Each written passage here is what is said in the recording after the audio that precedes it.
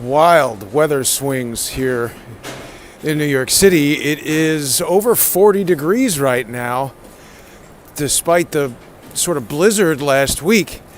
I'm out on a walk here. I've made the potentially extremely bad choice of wearing regular sneakers. I forgot about all the snow, but there's a definite slush factor on days after big snowstorms here in New York City. I don't know if people caught the Emmy Award-winning governor's press conference earlier this morning, but we're fully into warp speed vaccination. He was talking about how it's going to be equitably distributed. The governor keeps bringing up this statement. He's made a lot of false statements. We know that.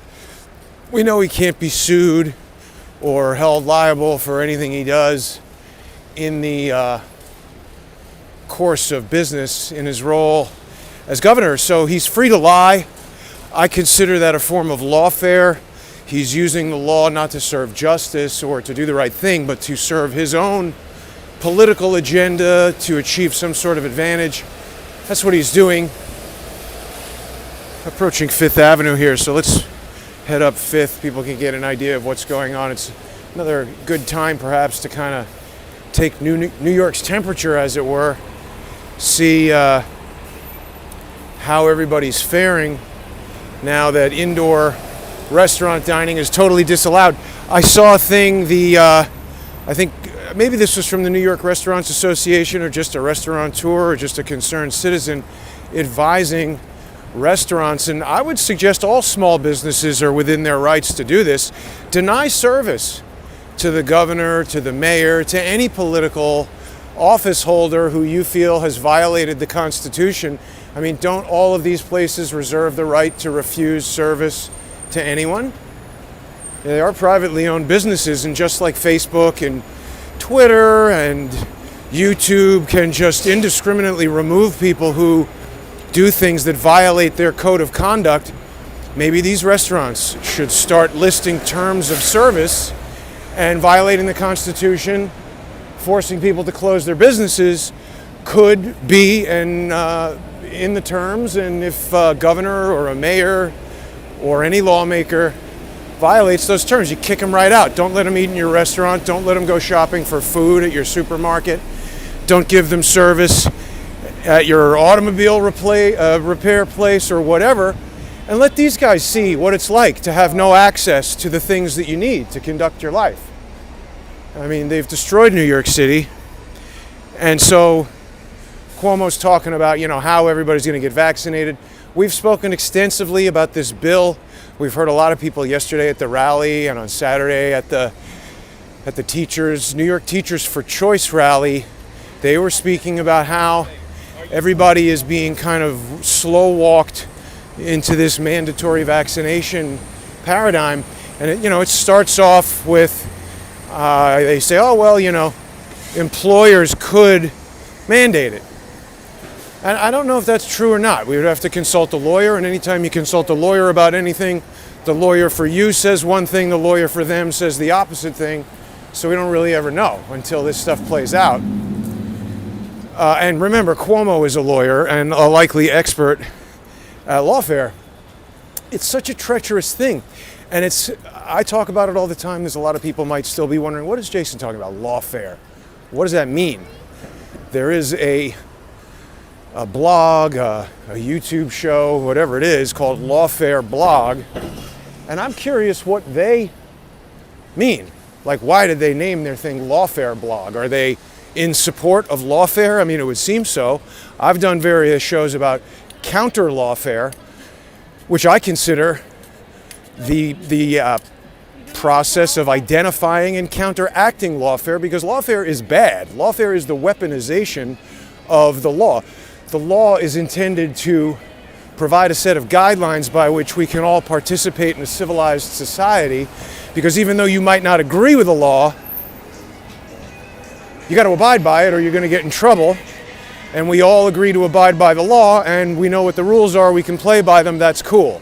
It's when people start changing the rules and making up their own rules or manipulating the rules to their advantage, I don't really like that. I think we should all play by the same rules. This feeds into this concept of, no one's above the law, and rules for thee and not for me. That's not good. That's part of the lawfare thing. The governor looks at all the statutes and the laws and the rules about being governor. He says, hey, you know what? If we could have an emergency, I could get all these emergency powers and force people to do stuff. So he's talking about the vaccine. Everybody remembers I had a conversation with Alan Dershowitz, I think in May, maybe as far back as March. We were talking about, I actually contacted him to talk about whether it was constitutional or not for the governor to kick us out of City Hall Park when we were having a calm and peaceful protesting the lockdown, saying that it's unconstitutional. Let's talk about that for a minute, because that was really interesting. And I contacted Dershowitz in good faith, wanted an answer to that question. It struck me as being unconstitutional. People who were watching yesterday may have seen that some of those same people who were down there at City Hall Park, they haven't given up, like me. They're still speaking out about this, trying to educate the public, trying to share information that most people aren't seeing if they're just watching the mainstream news. Information like this person who contacted the governor's office with a Freedom of Information request, asking what medical studies they have that provide this so-called science about the efficacy and safety of wearing masks. We've seen certain medical doctors say that these masks could cause bacterial pneumonia, and that's really bad. We know that people who have died, and when it's recorded as COVID-19, John Cullen has told us that quite a lot of those people die of P&I, pneumonia and influenza. It's recently been recategorized as PIC, pneumonia, influenza, and COVID. So that's interesting. It seems like on some level at least, a manipulation of statistics or a manipulation of reporting. It's very interesting. I haven't seen the governor reference a particular scientific study addressing the efficacy of these face masks, but they are forcing people to wear them. We've heard about people getting kicked off of flights.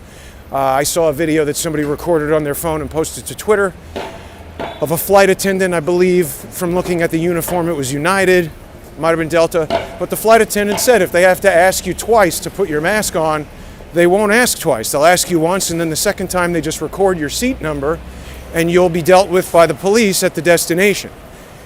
Shortly after that, I saw another story from an Orthodox Jewish woman who said, I don't know what the truth of the matter is, but this is what she alleged, that she was praying on the plane with the mask on over her nose, and yet the flight attendants reported her, and she was detained and removed from the flight and all kinds of bad stuff. So we're in this really weird time frame right now where flight attendants now suddenly have the ability to arbitrarily accuse you of something that's being treated as a crime. I don't think you would normally expect to hang out with the police. I don't know what the truth of the matter. Okay, we're live. That's good. I don't think you would normally expect to be greeted by the police when you fly somewhere and land there. But this type of activity, I don't think it can be argued, has made air travel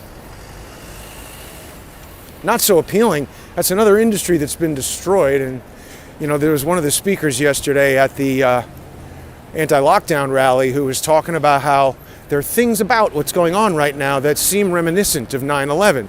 Huge emergency that allows the government to sort of take all these emergency powers and unprecedented measures. In the case of 9/11, it was spying on us and keeping all of our data from Facebook and Google and phone calls and everything you type into the computer. Apparently, the NSA, they have it. Now, what can they do with it? Well, we don't know. And remember, at the time, everybody said, oh, well, I don't really mind. I'm not doing anything illegal. Someone's calling me. I don't know if that's interrupting the stream. Not doing anything illegal, so I don't mind if people spy on me. It's totally fine because I have nothing to hide. But now we live in this world where, for some people, before I got kicked off of Facebook for an arbitrary, unexplained reason, for which there was no opportunity to appeal. So there's MedMen. Hemp and CBD are now available.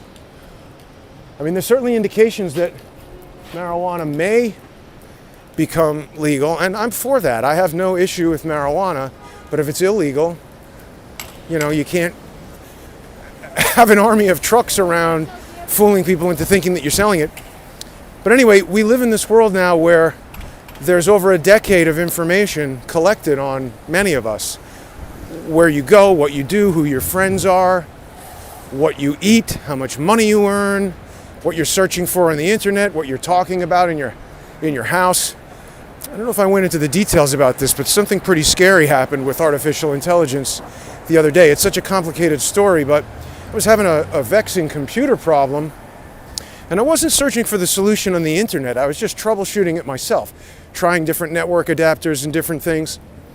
I don't want to go into the details right now. I think it might confuse people, but after a lengthy tech support call with a product specialist at Apple who he couldn't figure it out, the determination was, return this product. The next day, YouTube delivered me a video on how to set the maximum transfer unit size. I think I did tell people about this. I had never heard of maximum transfer unit size before that, but sure enough, it was the solution to the problem. It's not the same as me talking about I need new shoes and then ads for shoes show up. That's just, here's shoes, presents you with ads for shoes. I say Adidas shoes are comfortable and I like them, and I start getting advertised Adidas shoes. That's very simple. I'm talking about the cloud, the quantum computing brain, whatever it is, figuring out a problem that I couldn't figure out, that a professional product specialist at Apple couldn't figure out, and with less information than I or that guy had, the cloud figured it out and delivered me the answer. Now that's a benevolent use of artificial intelligence, but it's kind of the first glimpse into where this stuff might go. And it's interesting from the standpoint of computers.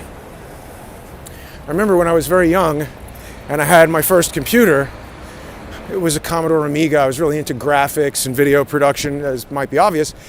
And they came out with a new one. And I said to my father, I was like, Dad, I need a new computer. And he was like, what the hell are you talking about? You just got this other computer. And I said, right, but this new one is faster. And he didn't understand what I meant. I don't think my father had ever touched a computer at that point. It was the 1980s. And he said, faster? Where the hell are you going? What do you need a fast computer for? And I say that to help people understand that when it comes to dramatic increases in computer processing speed or storage capacity or network bandwidth, it's very difficult for the average person, and even in some cases experts, to anticipate what applications that can lead to and what the capability of a computer will be. And this might be a little bit convoluted for people to follow, but the reason I mention all this is because one of the key arguments, one of the key sticking points that the Teachers for Choice, the New York Teachers for Choice, one of their primary concerns, and I totally agree with them, is this idea that Fulgent Genetics operates this DNA database. And we don't really know what they do with it. Certainly that's a legitimate line of business. We want people doing research into DNA, looking for cures to diseases and helping us understand life on this planet.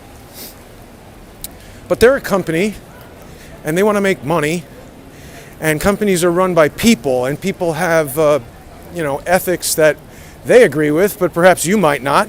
And so if Fulgent Genetics thinks it's ethical to do one thing with your DNA and you don't agree, since it's your DNA, you should have a right to determine what they get to do with it. Now, back to my computer analogy, you might say, I don't care. I'm not a criminal. They can have my DNA. But how do you know what they're going to be able to do with your DNA in 10 years or 20 years? How you doing? You don't really know what they're going to be able to do with your DNA in 10 or 20 years or 5 years or right now. If you knew that freely giving your DNA to a company meant that they now owned your DNA, what if they could clone you and make another you? What if they could put an Elon Musk brain pig chip into your head, download your brain, upload it into a clone, murder you, and insert the new you? This is fantastic, speculation, of course.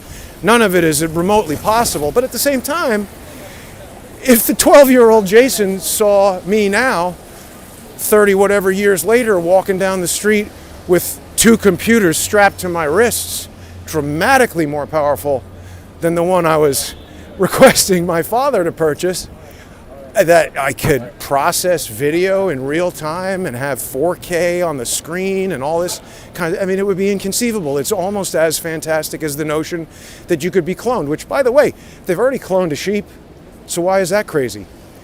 And if Elon Musk can put a chip in your brain and detect the impulses and learn something about the brain that allows him to record what's in there, upload it to another brain, is this crazy? I don't know.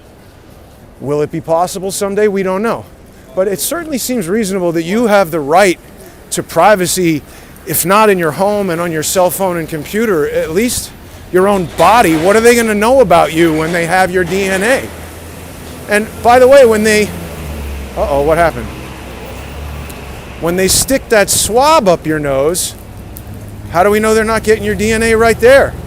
You know, they're asking you to do all these things, mandating things, and making little kids do stuff without their parents there. This is literally a fight for our lives. I don't think that the government should have the right to be able to extract your DNA or through some private company compel you to extract your DNA. But we're starting to see what's happening. This warp speed thing is moving full steam ahead.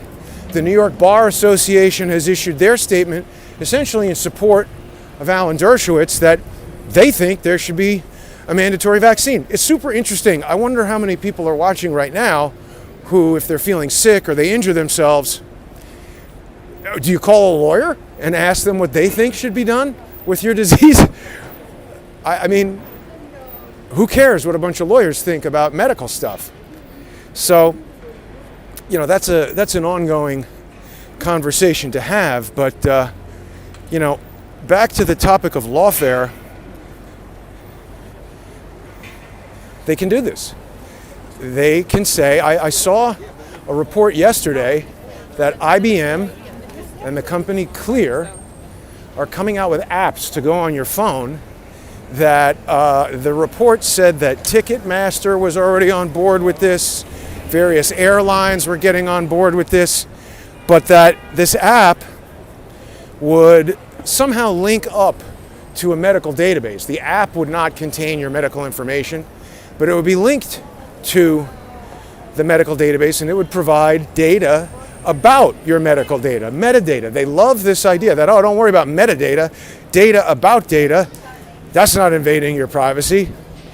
But isn't it like, 2 + 2 = 4? And then 2 + X = 4. You can figure out what that X is pretty easily. So what will they be able to figure out from this data about your data? I don't know. But the notion is, without these apps on your phone giving you a green for you're up to date with your vaccines and you don't have COVID,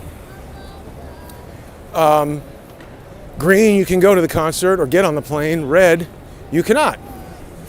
So, I mean, we're well beyond this debate of government mandates. I mean, the government can't tell Ticketmaster what to do. Ticketmaster could say, hey, only people over 6 feet tall are allowed to go to concerts, and that's our business. Deal with it. So if you don't want to use the app, if you don't want to get vaccinated, if you don't want to tell the concert about your health status, no more concerts for you. And then what happens when that takes place at the supermarket? What happens when that takes place at the bank? What happens when that takes place at the doctor? You can't go see your doctor unless you get the COVID, whatever. There's all kinds of ways that this could affect us, and I'm seeing a lot of scary signs that we may be past the point of no return. Here's gifts for Republicans on the windows. Everybody loves the Saks Fifth Avenue windows. I can't believe how empty the street is just days before Christmas. Normally you would not be able to walk through here at all.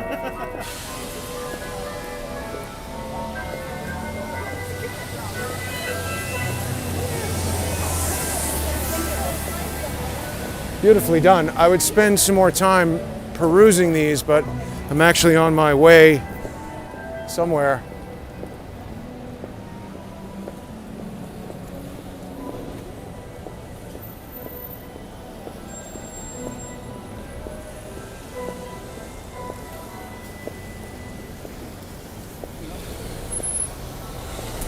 Yeah, so basically through these executive mandates, and I'm talking about the governor and the other governors of other states, and let's make no mistake here, folks, this is with the help of the media.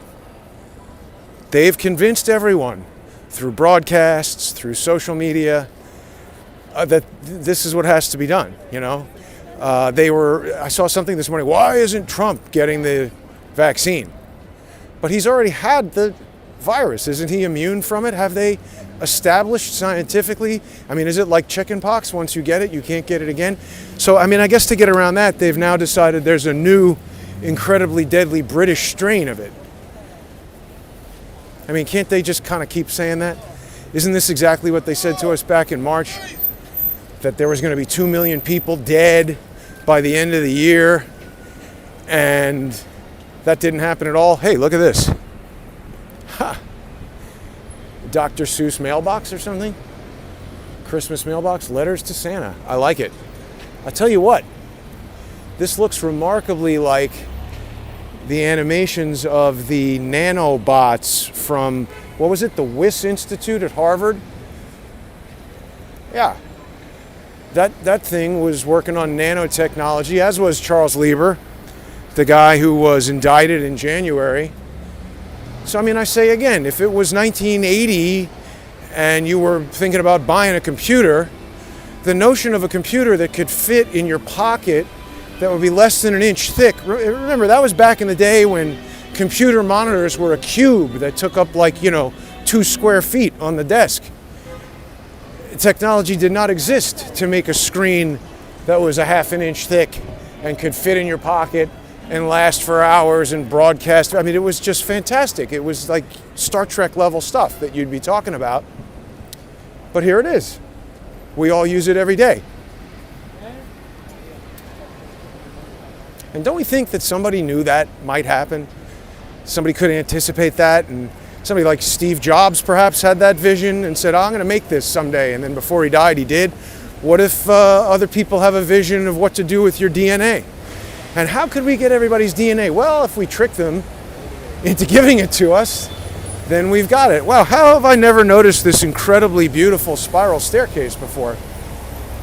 So many details around New York.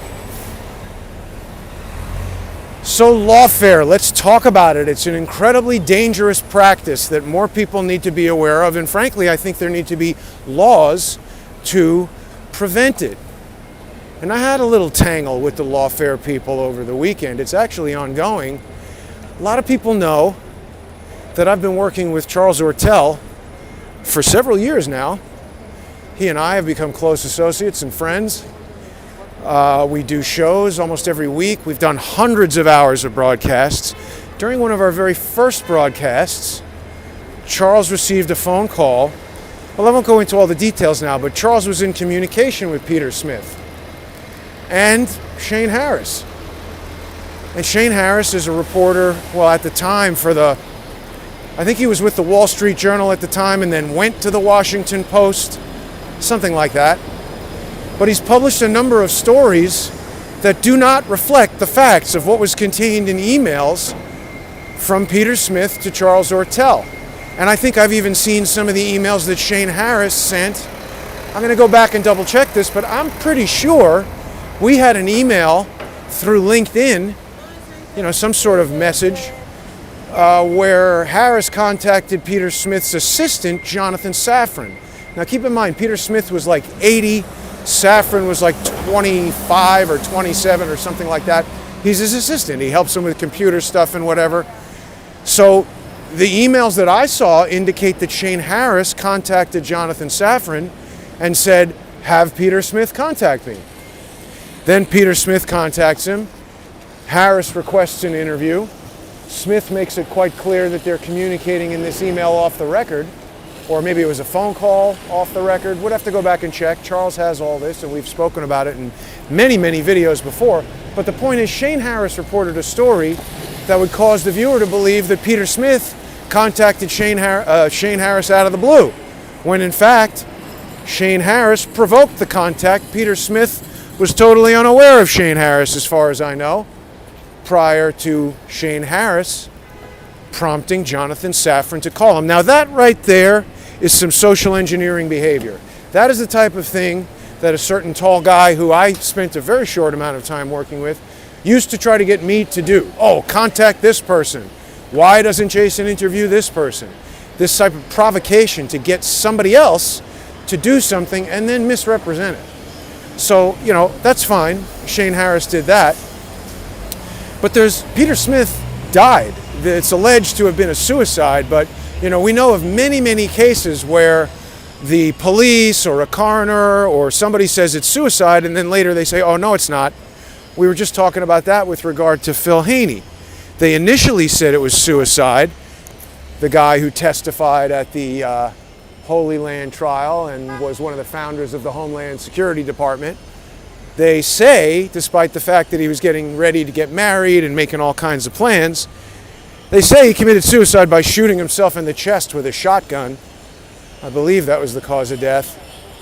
But they recanted that, and it remains an unsolved murder. And I allege that something similar happened with Peter Smith. Sure, they've reported it was suicide, but friends of Peter Smith's and circumstances surrounding the death of Peter Smith would indicate that suicide seems extremely unlikely. Now, I know most people think the news is intended to report the truth, but in my experience, that hasn't always been the case, and that's a big part of the reason why I created Crowdsource the Truth, because, see, I don't know the truth, I'm trying to find the truth. And by engaging in this crowdsource effort, I get information from lots and lots of people, including people who live in the town where Peter Smith was killed, people who are in contact with the police and the local news, and we got so much really amazing information in that case. It was stunning. When I finally had a phone call with the local police, they literally said, wow, you have more evidence about this than we do. We're a small department. We had to close the investigation. We're not looking into it anymore. As far as they're concerned, the case is closed. But it's not, and it seems like an honest reporter would want to know the truth, even if it leads away from their original hypothesis. But for 3 years, I've been trying to get Shane Harris and other journalists and talk show hosts and people associated with the Lawfare blog and its various broadcasts, I've been trying to get them to look at and talk about evidence that causes me to believe that Peter Smith was actually killed. And this is very strong evidence. People who haven't seen the videos can go onto the Jason Goodman channel and just, either search for Peter Smith, or I'm pretty sure there's a Peter Smith playlist. People waiting to buy stuff from Tim Cook. Christmas time, that's a small line for the Fifth Avenue Apple store, I have to tell you. And probably there would be no line except that, social distancing, they're keeping people out of there. Anyway, I guess he's the founder, the proprietor. I don't know exactly what his relationship is, but he's certainly a host on Lawfare. He's done a lot of shows on Lawfare, particularly shows about the strange death of Peter Smith. And I'm talking about Ben Wittes, guy who's friends with James Comey. And look, they're doing news kind of like I am. They're an independent thing. I think they have a 501c3 attached to them, which I do not. Anytime anybody sponsors Crowdsource the Truth, it is not tax deductible. I am not a charity. You're basically paying to subscribe to a news show. And if you like the stories that I talk about, if you like my commentary, my opinion, my witty banter, you can become a sponsor on subscribestar.com/crowdsourcethetruth or patreon.com/crowdsourcethetruth. And you can watch the shows that I produce and keep this effort going, because I'd be broke and out of business by now if it wasn't for the generous sponsors who support the show. Anyway, I finally got Ben Wittes to engage. It wasn't the first time he ever responded on Twitter. He said and done various things in the forms of individual tweets, at least one individual tweet that I remember. I'm essentially asking, why do you refuse to look at this evidence? The continual refusal to acknowledge the evidence, to engage in a conversation about serious evidence, caused me to believe that you don't care about this evidence, that you're attempting to diminish even not acknowledge the existence of the evidence, and it causes me to wonder, well, why would someone do that? It sounds like something that somebody would do if they did not want the truth to come out, if they wanted to cover up the truth and cause people to believe something other than the truth. I could be wrong. That might not be the reason. There could be a lot of reasons. Maybe they think I'm a dope. Maybe they don't like me. I think that's actually how they feel. But irrespective of their personal feelings about me, this is serious information. It indicates that someone else may have been in the room with Peter Smith. And I've tried a lot to get in touch with Jonathan Safran, and I haven't been able to. Now, that doesn't mean that Jonathan Safran has done anything, but these guys are very evasive when it comes to answering these questions. Matt Tate, former GCHQ, whatever, and former, I don't know what he was, an officer, an agent, an analyst. He worked at GCHQ. He's very young to have retired from GCHQ. I don't even know if he's 30. Maybe he's in his 30s.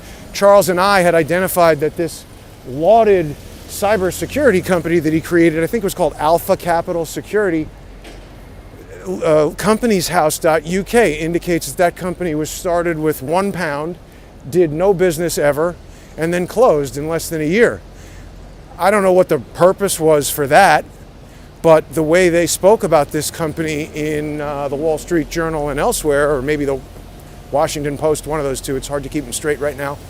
We can go back and check, but the way they spoke about this company, the casual reader would think it was some kind of great cybersecurity firm, and this dude is a verified expert of some kind. So there's a lot of very suspicious activity around the reporting of this death of Peter Smith. And if somebody called me and said, hey, you know, this story you've been on for a year or more, you've got it all wrong, I have facts and evidence, even if that person had an objectionable attitude, I still would want to hear what the evidence was and evaluate the evidence. I get contacted by a lot of different people in a lot of different ways, and sometimes they do have approaches that I object to. But after interacting with them for a little while, you can learn some important things. And likewise, there are people who call me who are polite but have no information and just, want to talk or waste time or whatever it is. I just found it very odd that they wouldn't answer these questions. So Ben was polite enough to offer me the opportunity to ask him whatever I wanted to ask him there on Twitter. Now, I don't know if people follow me on Twitter at CS The Truth. I am not, and don't ever claim to be, any kind of Twitter expert.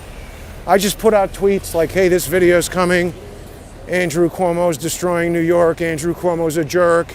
Andrew Cuomo likes to pierce his nipples, whatever. I'm not an expert at putting in these like 20, unroll this tweet. I don't do Twitter. I'm sorry. To me, Twitter is a very confusing way to communicate any kind of serious information. And if somebody called me and said, hey, I have evidence and serious information about what I allege is a murder, I would say, well, why don't we get on the phone and you can tell me about it. But he didn't want to do that. He was afraid I would edit an interview. I offered a live interview. I offered a live interview on his show. What I would really like to do would be for Ben Wittes and Shane Harris to agree to do a simulcast show with myself and Charles Ortel. We could do it on Charles Ortella's Closing In. We could do it on the Lawfare blog. We could do it however they want to do it. I would not edit it. And I would just ask them questions about the evidence that we have, and they could answer it. Maybe I'm wrong. They could educate me as to how I've got this all wrong. But none of this is how it happened. And it's caused me to discover something really important about the practice of lawfare. And it seems that practitioners of lawfare have got media companies associated with them. Sometimes they refer to themselves as cybersecurity companies. Sometimes they refer to themselves as reputation management companies.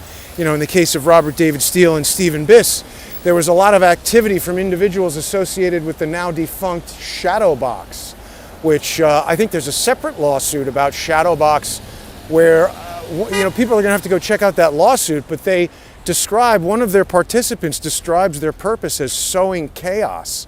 And we know who these people are. They are internet trolls. They, used Twitter and Facebook and YouTube comments and various methods, 4chan, 8chan, anonymous postings, etc. They use these things to smear targets and to try to create public consensus. Now, it's interesting because this is a microcosm for what is going on in the mainstream media. Remember, it wasn't any official state election group that announced who was the presumptive winner. It was the Associated Press, right?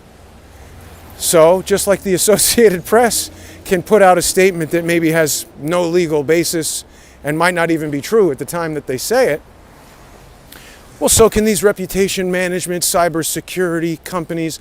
There's a company called Bot Sentinel that seems to be associated with the Lawfare blog. They have posts on there from the CEO of Bot Sentinel talking about how there was some article about Lisa Page and she was tweeting, and Bot Sentinel had determined that it was bot accounts that were launching an attack against Lisa Page, and it goes into some detail as to how this determination was made. But it seems to me, actually, that Bot Sentinel may not have a very effective process for making these determinations. Their own CEO, Chris Boozy, says in that article that the determinations aren't conclusive. This is just his opinion. But yet he puts it out there seemingly as fact, certainly with an attempt to convince people that it's true and correct. And what I've observed over this weekend is that this is a guy who deliberately engages in spreading information that is known to him to be false. And it seems like he's doing that with actual malice and the intent to smear me. So we're going to find out some more about this. We're going to learn a lot more about Lawfare, the activity. I don't know if we'll learn any more about the Lawfare blog.